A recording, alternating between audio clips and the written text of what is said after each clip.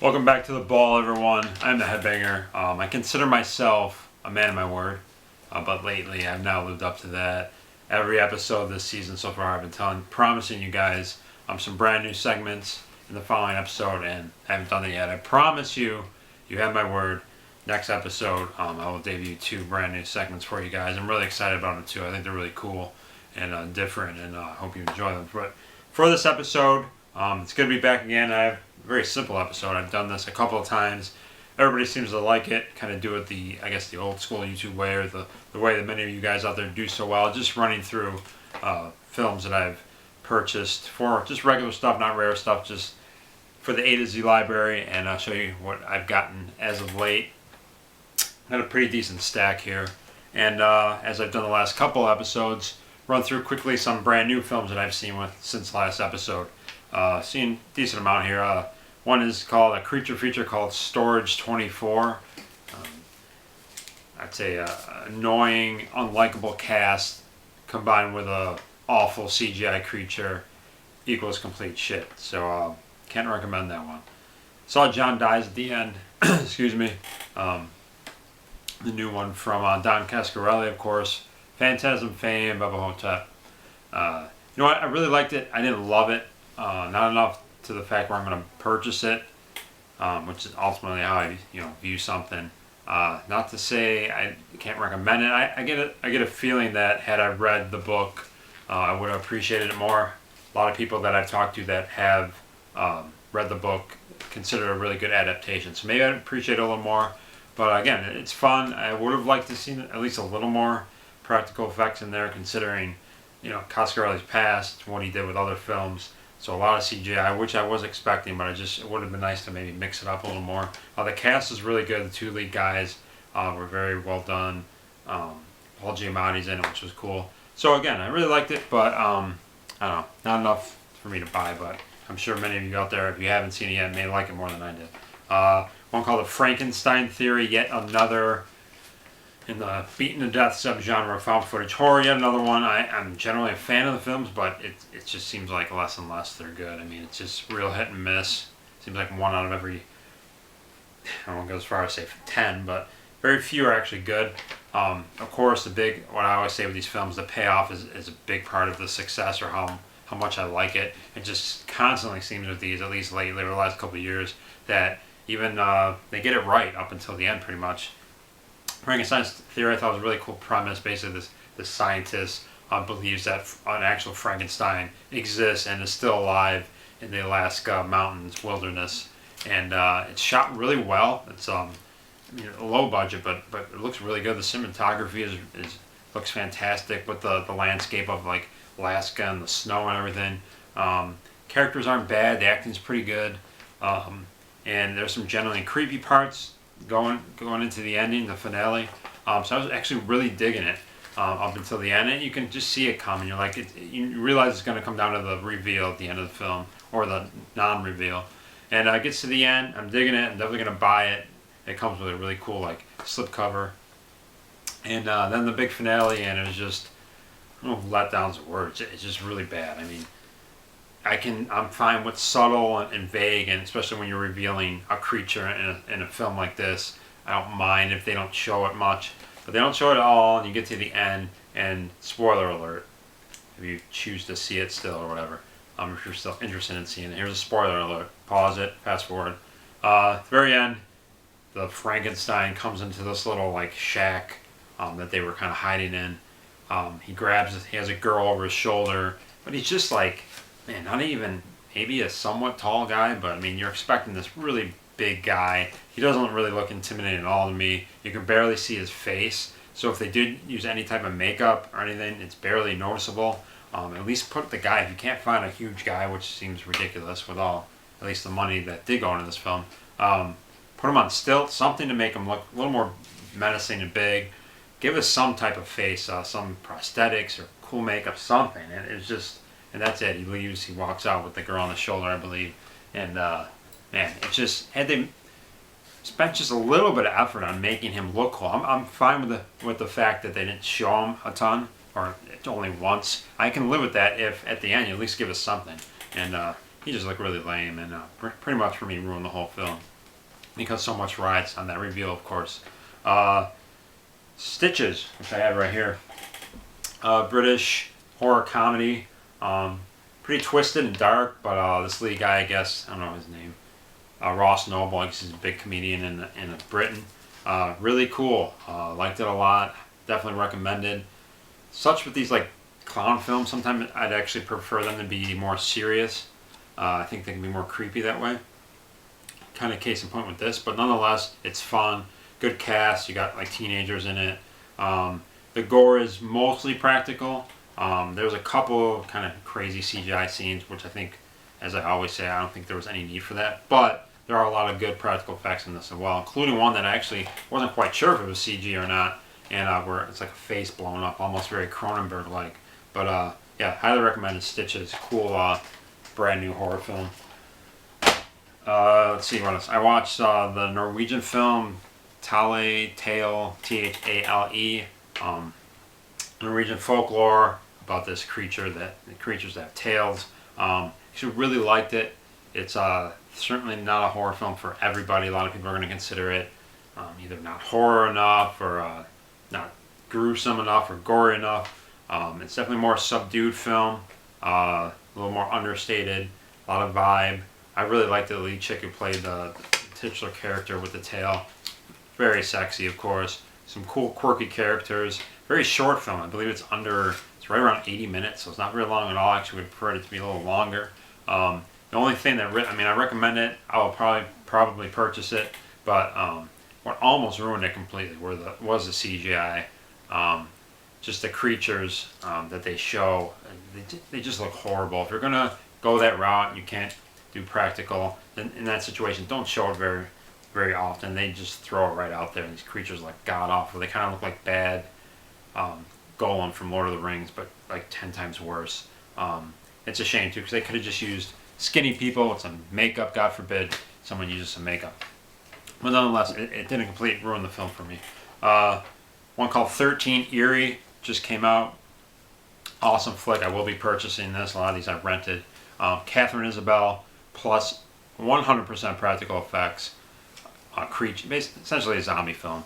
I loved it. I don't want to hype it up too much like it's like one of the best films of the year, but I definitely really loved it. Catherine Isabelle was the lead, of course, big fan of her, and she just rocked it in the film. So a lot of the characters are kind of interchangeable, kind of boring, but bland. But whatever. I mean, the acting was generally good. The zombies themselves, of course, a lot of people are sick of zombie films, but I love seeing the zombie film these days with no CGI. It's just awesome. The zombies themselves were kind of like they had their shirts off, so you just see their chest and everything, but it's all latex. Faces, the arms, the chest, almost like a latex bodysuit. It looked really great, and lots of good kills with all practical effects. Some scenes better than others, but I just loved it. It's just such a blast watching it. You always get scared. That first death scene is like, is it going to be CGI or not? It wasn't, and I was excited for the rest of the way. Sometimes films, which I'll talk about, mix it up a little, which I hate too. So, highly recommended. Fun film. Kind of has that 80s feel because of the practical effects. Of course, stars Catherine Isabelle. 13 Eerie. Highly recommended. I just picked up this one. I have yet to watch it. Crossbearer. Kind of a much talked about indie film. Kind of going and talking about a lot about it online. I really enjoyed the trailer, and I'm excited to watch it. Got this directly from the director on Facebook. Really cool guy. I guess he signed all of them on the back with this long quote. Looks like the gore is pretty good. I think it's like a slasher set, and like I think he kills strippers. He's like a religious zealot, and he goes through and kills strippers in gruesome ways. It sounds awesome, and look forward to checking that out. I got a stack here. I will also probably next episode I'll be seeing Lords of Salem. I want to see it in the theater. Not a big Rob Zombie fan, but that film definitely intrigued me. It's getting, of course, a lot of talk. That should be coming here any day now. So hopefully next episode I'll be able to talk to you what my thoughts on that was, and as well as a film I'm really excited to finally watch. I have it, but I haven't watched it. I don't know where it is. I forgot to grab it. Antiviral, which is the film by David Cronenberg's son, Brandon Cronenberg. So really excited to see that one. Okay, let's get to this pile here of just A to Z films that I've purchased within the last several months. Crossing the list off in my horror notebook. Get. Alright guys, I'm going to try to go through here as quickly as possible. I know that doesn't mean much, but Attack of the Werewolves, Spanish film. It's funny with this one, I'd wanted to see this for a while. I'd seen the trailer, I think, at least over a year ago, and I liked it because it has one of the actors from The Last Circus in it, and I had heard that it was mostly practical effects, and the actual werewolves themselves were actual suits. So I wanted to see it, and I was aware that it was under the name of Game of Werewolves. So that's when I would look for it. That's what I would type in, and then had a conversation with someone recently on Facebook, and someone told me that this was the film, which I had seen before at Amazon. But if you look at this cover, it just looks horrible. It looks like almost like a Sci-Fi Channel film. And then finally, someone had mentioned something on a Facebook group and said this was the film that I'd been looking for under the proper name of Attack of the Werewolves. But anyway, it's actually a really fun film. It compared to like Shaun of the Dead, which seems like that's the only horror comedy that something can ever be compared to. But it's a lot of fun. The lead actors are good. The guy from Last Circus, a lot of fun. Yeah, it's just great seeing actual costume of a werewolf. So definitely recommend it. Not amazing or great or hysterical or anything, but definitely a good Saturday night popcorn flick. Inbred. It's one of those ones I just didn't get to purchase last year. I buy so many movies each year. This was on the list, just didn't get to it. Heard mixed things about it, but I love the whole, backwoods, redneck type films, inbreds, hence the title. Man, it's one of those things. All I have to really comment about this, you guys have probably heard enough about this. It mixes CGI effects and practical, but honestly, a lot of it is CGI, and didn't ruin the film, but definitely frustrates you. I like the characters in this film. There's some demented stuff. Excuse me. And it's a shame too because there's some really creative kills in this movie, and man, it looked good. You can tell money was spent on this. I just don't get why some people just choose to not try to hire somebody that can do practical effects. So there's plenty of those people out there that can use the work, and especially this CGI just came across as really lazy.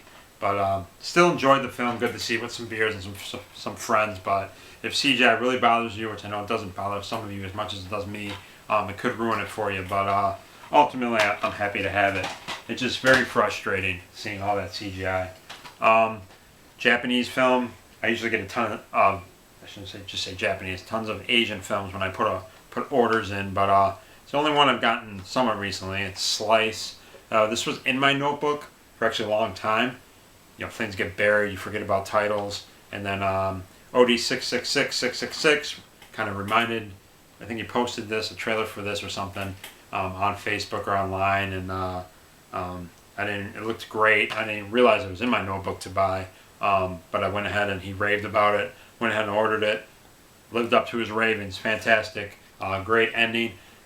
It's funny. I think some of us are astute enough where you kind of see things coming. Actually, I saw the ending coming shortly before the twist happened, but didn't ruin it. And then it was a fantastic film. Highly recommended. If you didn't listen to OD and get this yet, please listen to me and order immediately. Fantastic Asian horror with a great ending. Picked this up at a store somewhat recently.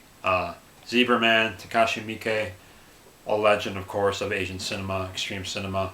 I've seen it, but it's a cool 2-disc edition. I had like a burn of it, so it'd be cool to get that. I picked this up for I think it was like $4 in some bin at FYE. So cool to get that. It's got a slipcover and everything. This is a cool Shriek Show edition. I always wanted this one. It's a triple feature of Girls Night Out, One Dark Night, and Blood Sisters. I've only seen one of these films. I've seen Girls Night Out, which I like. Nothing great, but good for the diehard slashers. I just love the killer in there. That's the one with the bear, I believe. Yeah, mascot that looks like a bear. He's got claws, some cool claw killings, almost like pre-Nightmare on Elm Street claw stuff going on. So I really like that about it. Blood Sisters I've never seen, and One Dark Night is one of those movies that I always wanted to see. Just never got around to buying it, seeing it, so it's on here. I'm actually going to have to perform film abstinence on that because it's going to be, I believe it's going to be Finchy's pick for our big Halloween marathon in October. So full pack, they'll get all 3 of those. I mean, I like to have films individually typically, so maybe I will end up buying the other 2 if I like them, to have them on their own. But cool pack for a good price. One of those films just takes you too long to buy. Humongous, great slasher, 80s. It's like Katarina's Nightmare Theater. I like to have the cover without her on it, but awesome to finally add that to the collection. A couple of fucked up movies. Doberman, I had a upgrade on this. I had a burned copy of it. Big Vincent Cassel fan, always raving about him. This is the edition of this film that I wanted. There are a lot of cool editions. There's a couple German media books, but I like this one. You can see it good. It's got this like shiny cover on the dog there, and it opens up. It's got a cool couple pictures inside there. Awesome film. More of an action thriller, but of course stars the power couple of Monica Bellucci and Vincent Cassel. Awesome addition to Doberman.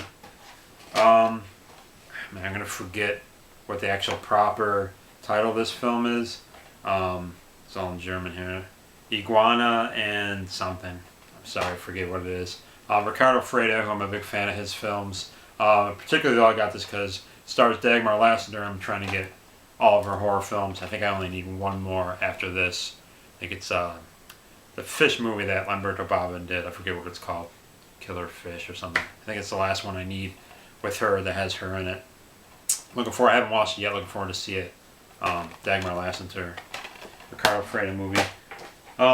Really cool film. Another upgrade. I had a bootleg of this years ago, and I've always wanted this edition. Finally grabbed it from Cult Epics. In a Glass Cage by Traz El Cristal. This is a fantastic, fucked up, extreme horror film. This is an awesome 2-disc edition. I haven't watched any of the bonus features yet, but man, it's just great vibe, a twisted story, basically about this Nazi leader who ends up in one of those iron lung machines, that keeps him breathing, which is creepy in itself. And then he ends up having a caretaker who ends up being a young man. He's kind of suspicious and almost suspirious. Really cool. Kind of has an art house vibe to it, but this is a fucked up, twisted film. It's a mind fuck. Great atmosphere. I could see, he's probably already seen it, but Scotty, Willie Marquand, if you've yet to see this or own it, you would definitely appreciate this film. In a Glass Cage, happy to have this edition. Really, in my mind, one of the most fucked up atmosphere films ever. Some older stuff, 60s films, The Flesh Eaters, just a fun film by Dark Sky Films. I love it. Watched it recently. Good transfer, a lot of fun. Just gotta love the black and white films. There's a little booklet in here and a cool picture on the back. Cool release. Some of these I don't even know if I showed in my last one, but cause these are purchases over the last several months. Brotherhood of Satan, fun flick. Worth it alone for that scene with the doll. Really, just twisted, creepy, weird film. Premonition. I know Terror for Tom had posted this when he picked it up. I really enjoyed it. It's really stylish, atmospheric, and what's his name? Richard Lynch is just awesome in there. Clown role. Man, I'm going to be watching this again soon with some other friends. Fantastic. Definitely pick that up. I love this film, and great to have this edition by Raro Video. Fantastic label. They've been putting out some great stuff lately. The Perfume of the Lady in Black. I love, what is her? Mimsy Farmer. She's a hottie. She's an EB, a Euro babe. You consider this a giallo, but I think it really stands out for the giallos. It's much more, I think they call it hallucinatory on here. Yeah, it's definitely trippy and strange and quirky. Love the atmosphere. I absolutely love this film. Highly recommend it if you don't have this one, and particularly if you're just a big Italian horror fan. I'm the type, if it's Italian from the 60s, 70s, or 80s, I gotta have it. This is one of the most unique giallos, I'd say. A couple Jess Franco films, rest in peace. We got Faceless, great cover, Bridget LaHaye, some great gore in that movie, love it. Great release by Mondo Macabro, Diabolical Dr. Z, I think it's one of his best films. Black and White, one of his early ones, really stylish. I don't hear enough people talk about this one. It's probably my favorite of his besides Venus and Furs. So happy to add these two to the ever-growing Franco collection. And I gotta pause a minute, and we'll finish up. I just got a few left. All right, before I finish up these final films here, back to 13 Area Point. Pretty important point that I've got to make. That film, if you see it at the video store or whatever, or you see it online, the cover, that has to be one of the most atrocious cover artworks I've seen in a long time. That says something, because there's a lot of bad ones out there. It's just terrible. I mean, you make a film, you get Catherine Isabelle as the lead, you got all practical effects, which are fantastic. You got yourself a pretty badass film, and then you wrap it all in that horrible artwork. It's just, I don't fucking get it. Whoever was in charge of that artwork, I'm sorry, you should be fired. Just especially when artwork can add so much to the film and excitement for a film. Whoever would think that cover would want people to see that film, it's just, I don't get it. It's beyond me. Anyway, still see it, but man, I even checked to see if there was a Region 2 release, because sometimes they have better artwork, and nothing. So anyway, here's one put out by IFC Midnight. We Are the Night. This is one of these, speaking of bad covers, I'd seen on Netflix a while back, and so I had very low expectations going in, and it was a pleasant surprise. I don't want to say that this is, some amazing vampire film, but it was actually really cool. I thought it was fun. It had like I believe it's a German film, and it had kind of like a big studio budget type vibe to it, like this would have gotten a big release in Germany or something. I don't know if that's the case, but it had more of a mainstream, bigger budget type vibe to it, but it didn't take away from it. Cool cast. All these chicks are hot and cute, and this one in particular back here, that's her there, smoking hot chick. Just fun, kind of posh, and just has a cool vibe to it. A little gore than I thought it was going to be. Nothing crazy, but it's just one of those pleasant surprises that you had low expectations for, and yeah, I recommend it. Didn't spend a lot on it or anything, but happy to add it to my collection. Right after I saw it, I definitely wanted to purchase it. So one of those ones, just didn't own them. I'd like to get them individually, but this time there's some hard boxes for these films that I'll probably just hold out to get those. So I ended up getting the pack together of Zombie 3, 4, and 5. Killing Birds, After Death, and Zombie 3. I definitely think Zombie 3 is the better of the bunch. I guess most people would agree with that, as Fulci had a hand in that at least. They get progressively worse with each one, but nonetheless, I still like all three of them, and happy to have them in this pack. Nice to have them finally on the shelf. Again, I'll probably be buying the hard boxes for all of these, but again, if it's Italian from the 70s, 80s, or 60s, I have to eventually have them all. A couple cool Shameless releases. This one I was really excited about when I found out that this was coming out. Amsterdam.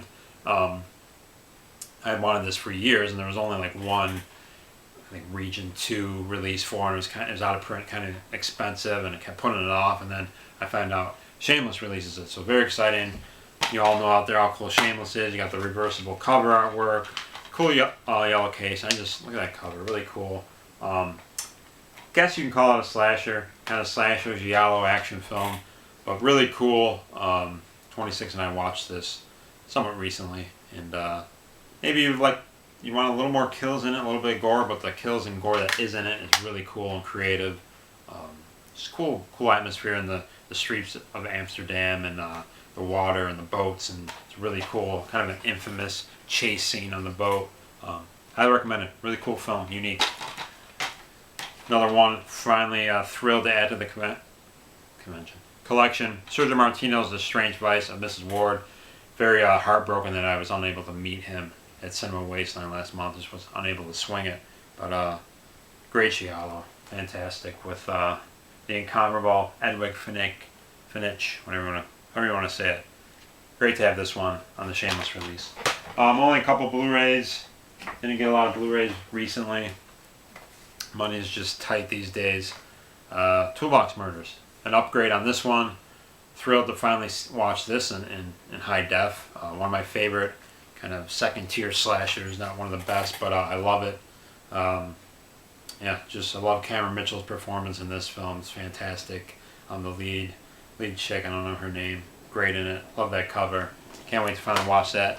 high def. And lastly, film I want to see for a long time, and I was very excited when, once again, Railroad Video said they were going to put it out. Blu-ray of Night of the Devils, and I've yet to see this. So, thrilled to see this. Can't wait. Another Italian film. Comes with a booklet. Railroad Video putting out great stuff. I got to get their release of Clowns. Anyway, that's it. Hope you enjoyed this more stripped down, bare bones, organic episode of Horror's Ball. Let me know what you think. A lot coming up just in my life. Gonna be very busy, especially this summer. It's gonna be difficult to, manage all that with getting out some, hopefully some good episodes for you guys. Summer's gonna be particularly tough.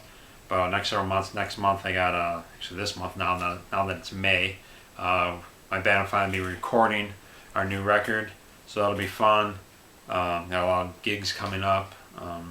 Zombie Kids, Little Headbangers film will finally begin shooting in probably mid-July. I got Days of the Dead I'll be going to in Indy. We'll be meeting Angus Scrim, which will be amazing. And just the usual busyness of summer and everything. But amidst all that, I'll definitely hopefully get as many episodes as possible as I can in, and hopefully get some reviews for the Horror Happy Hour in as well. But I at least have a couple. Next episodes are pretty much done and lined up. I'll be shooting some segments tomorrow, actually this weekend, for the next episode. So I got some lined up that I should be able to get out quick. A couple of really good episodes too. I got a special one coming up as well, which I know a lot of you will like. Stay tuned. Do the best I can this summer and get in as many episodes out as possible. I rambled too much again. And thank you as always so much for watching. Stay scared, everybody. We'll see you soon. Take care. I'm the Headbanger. Thanks again. I'm out.